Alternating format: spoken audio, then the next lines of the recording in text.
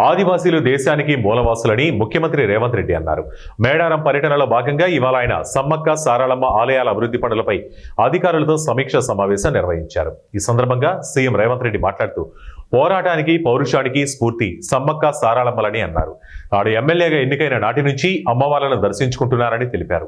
2023 ఫిబ్రవరి 6న మేడారం గడ్డ మీద నుంచి పాదయాత్ర మొదలుపెట్టారని పేర్కొన్నారు. సమ్మక్క సారళమ్మ ఆశీర్వాదంతో ప్రజాప్రభుత్వం ఏర్పడిందన్నారు. ఆలయాన్ని అభివృద్ధి చేయాలని ప్రభుత్వం సంకల్పించిందని, శాశ్వత ప్రాతిపదికన ఆలయాన్ని అభివృద్ధి చేయాలని నిర్ణయించామని పేర్కొన్నారు. ఇది ఒక బాధ్యత కాదు, బాధ్యతతో పాటు భావోద్వేగం.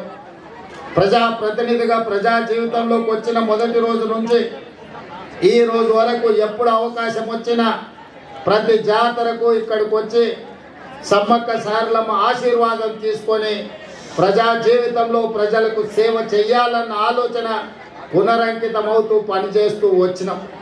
దాదాపుగా ఇప్పటికీ 17-18 సంవత్సరాల నుంచి వరుసగా ఈ ప్రాంతాన్ని సందర్శించుకోవడం, ఈ ప్రాంతం యొక్క అభివృద్ధి గురించి మాట్లాడుకోవడం, ఆనాటి పాలకులకు పెద్దలకు విజ్ఞప్తులు చేయడంతోనే సరిపోయింది.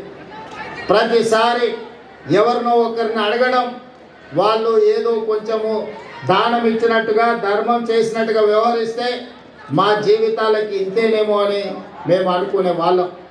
కానీ 2023 ఫిబ్రవరి 6 నాడు ప్రజాపాలన తీసుకురావాలి, ప్రజల దగ్గరికి వెళ్ళి వారి సమస్యలు తెలుసుకోవాలని ఆలోచన చేసినప్పుడు ఎక్కడి నుంచి ఈ పాదయాత్ర మొదలు పెట్టాలి అని చర్చ జరిగింది. మిత్రులు చాలా రకాలుగా సూచనలు సలహాలు ఇచ్చారు.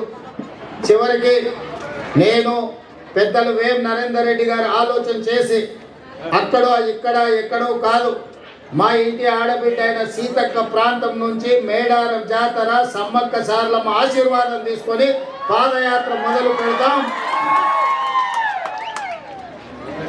ఒక సంకల్పం తీసుకొని బయలుదేరిన వాళ్ళు ఎవరు చరిత్రలో ఓడిపోలేదు. కాబట్టి ప్రజలకు ప్రజాపాలన అందించాలన్న సంకల్పంతో మనము సమ్మక్క సారళమ్మ ఆశీర్వాదం తీసుకొని బయలుదేరుతామని ఆనాడు ఇక్కడి నుంచి పాదయాత్ర మొదలు పెట్టినాం. సరిగ్గా 2 రోజులు 3 రోజుల ముందే సీతక్కకు చెప్పినాం. సీతక్క అన్నది, అన్న సమయం లేదు, 24 గంటలు 48 గంటల్లో ఈ కార్యక్రమం చేయడం కష్టం అవుతుందేమో అని. నేనన్నా, అక్క సంకల్పం ఉంటే కార్యక్రమం విజయవంతం అవుతుంది, నువ్వు ఎలాంటి ఆలోచన చెయ్యకు, పనులు మొదలుపెట్టు అని చెప్పి ఆనాడు ఫిబ్రవరి 6, 2023 నాడు ఇదే గద్దెల నుంచి గద్దెల ముందు ప్రణమిల్లి ఖచ్చితంగా ఈ తెలంగాణకు పట్టిన చీడ పీడ విరగడి కలిగిస్తాం, దొరల పాలన నుంచి ప్రజా పాలనకు తీసుకొస్తామని ఇక్కడ వేదిక మీద నుంచి ఆనాడు చెప్పడం జరిగింది. అందుకే మిత్రులారా, ప్రజలు ఆశీర్వదించారు, అవకాశం వచ్చింది. ఈనాడు అభివృద్ధి కార్యక్రమాలు చేయాలన్న సంకల్పంతో ముందుకు వెళ్తున్నాం. అభివృద్ధి అంటే అద్దాల మేడలు రంగుల గోడలే కాదు, ప్రజల జీవన ప్రమాణాలు పెంచాలి. ముఖ్యంగా ఆదివాసీలు అంటే ఈ దేశం యొక్క మూలవాసులు. ఆ ఆదివాసీల యొక్క, గిరిజన సోదరుల యొక్క, లంబాడి సోదరుల యొక్క అభివృద్ధిని ఏ ప్రభుత్వం అయితే భుజాల మీద మోస్తుందో అదే ఆ ప్రాంతం యొక్క ప్రజల యొక్క అభివృద్ధి అని నేను సంపూర్ణంగా విశ్వసిస్తున్నా. అందుకే ఈనాడు ఆదివాసీ ప్రాంతాలలో, తండాలలో, గూడాలలో, మారుమూల పల్లెల్లో వాళ్ళ యొక్క సంక్షేమానికి, వాళ్ళ యొక్క అభివృద్ధి కార్యక్రమాలకి ఈరోజు ప్రభుత్వం ప్రణాళికలు అందిస్తుంది. మరి అదే విధంగా వేదిక మీద ఉన్న ప్రతి ఒక్కరికి, కార్పొరేషన్ చైర్మన్లకు అందరికీ దయచేసి, ఎందుకంటే సమయం చాలా 11 గంటల నుంచి వచ్చారు కాబట్టి ఈరోజు నాకు ఎంతో జీవితం ధన్యమైంది. ఒకే ఒక కోరిక, సమ్మక్క సారళమ్మ చరిత్ర మరి ఇప్పటికీ 13వ శతాబ్దంలో మొదలైతే మరొక 1000 ఏళ్ళు ఉండాలి.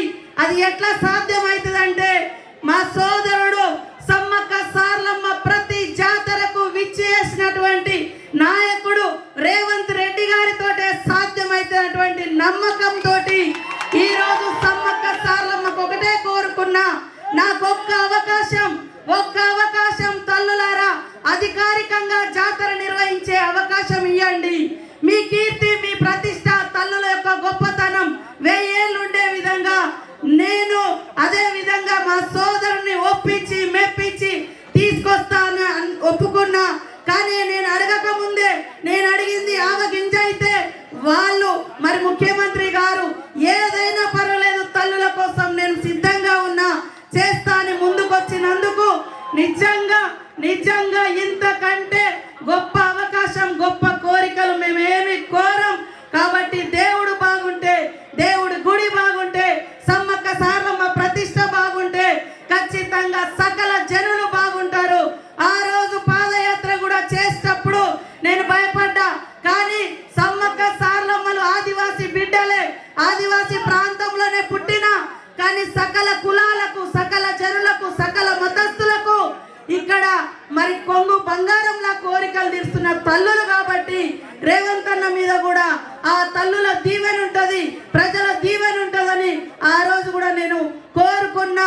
ఆ సంకల్ప బలం ముఖ్యమంత్రి గారి ఆనాటి పిసిసి అధ్యక్షులుగా సంకల్ప బలం సమ్మక్క సారలమ్మ దగ్గర నుంచి పాదయాత్ర చేసి మళ్ళీ జాతరకు 1 ఇయర్ లో మరి ముఖ్యమంత్రి హోదాలో సమ్మక్క సారలమ్మ దగ్గరకు వచ్చారు. అదే కాకుండా ఈ రోజు కూడా ఏ ముఖ్యమంత్రులు ముందస్తుగా రాలే. ఈ రోజు గుడి ఎట్లా నిర్మాణం జరగాలి, ఆచారాలు సాంప్రదాయాలు కరెక్ట్ గా ఉన్నాయా లేదా అని స్వయంగా ముఖ్యమంత్రి రేవంత్ రెడ్డి గారే ఇక్కడికి రావడం అనేది